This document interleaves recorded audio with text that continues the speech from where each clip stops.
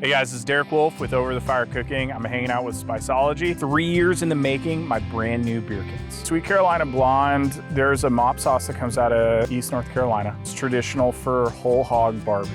Tends to have vinegar, sugar, a little bit of chilies in there. I was playing with the idea of like, what if we made this into a rub? I know it traditionally goes on pork, but we started playing with it and we were like, man, I think this would go really well on chicken. Blonde, you know, it's a fantastic beer. It's crispy, has a little bit of like a bitterness to it, but not too much. And I think that that's what this flavor is really intense off the nose. It does have vinegar in it. So I think that like it's going to have that like tanginess that if you love that in barbecue, it does have a little bit of heat, even though it says it's Sweet Carolina. So just be prepared. It fights back just a little bit. So we're gonna have some sugar in there, powdered vinegar, a little bit of salt, a little bit of chili powder. The last little kick is gonna be that cayenne powder.